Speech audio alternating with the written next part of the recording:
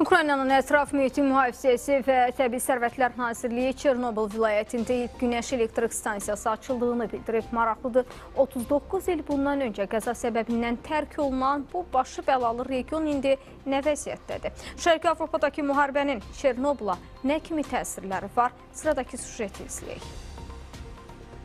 Ukraynanın Çernobıl vilayətində ilk günəş elektrik stansiyası açılıb. Bu barədə Ukraynanın Ətraf Mühiti Mühafizəsi və Təbii Sərvətlər Naziri Svetlana Grinchuk məlumat yayıb. Onun sözlərinə görə, birinci günəş elektrik stansiyasının gücü 763 kilovat, tikinti sahəsi isə təxminən 4000 kvadrat metrdir. Nazir həmçinin qeyd edib ki, bu ərazi bərpa olunan enerji layihələrinin günəş və külək istehsalının inkişafı üçün əlverişlidir. Ukraynanın Çernobylla bağlı layihələri isə təkcə elektrik enerjisi ilə bağlı deyil.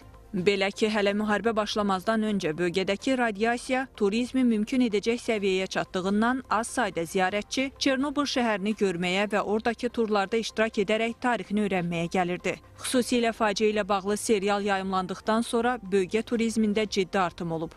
Hətta hökumət yaxın gələcəkdə əraziyə daha çox turist axınının ola biləcəyini düşünərək şəhərin əsas yolunu ağaclardan və otlardan təmizləmiş və əraziyə elektrik enerjisinin verilişini bərpa etmişdi. Üstəlik səlahiyyətlər ümid edirdilər ki, turizm təkcə hadisələri xatırlatmağa kömək etməyəcək, həm də bölgənin bərpası üçün də gəlir gətirəcək.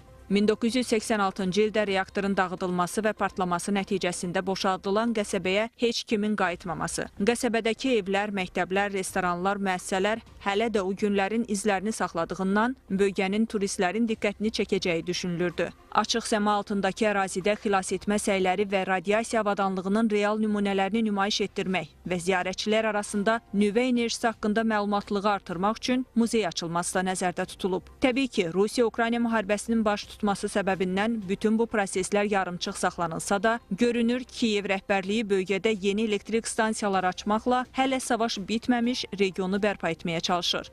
Bu isə müharibədən sonra dağıdılmış Ukraynaya turizm vasitəsilə gəlirin əldə olunmasına, eləcə də ölkənin enerji ehtiyatlarının artırılmasına böyük köməklik göstərəcək. Qeyd edək ki, ötən əsrdə Çernobıl atom elektrik stansiyasında baş verən faciə bölgənin tamamilə təxliyə olunması, həmçinin Ukrayna daxil bütün Avropanın böyük miqdarda radiasiyaya məruz qalmasına səbəb olub. Reaktorun üzəri 1986, 1990-cı və 2016-cı ildə müxtəlif vasitələrlə örtülsə də, bölgə hələ də radiasiya riski daşıyır. Stansiyaya ancaq robotlarla daxil olmaq mümkündür və reaktorların sökülməsi ilə bağlı son dərəcə ağır işlər davam edir. Mütəxəssislərin sözlərinə görə bütün reaktorların sökülməsinin ən tez 2064-cü ildə başa çatacağı gözlənilir.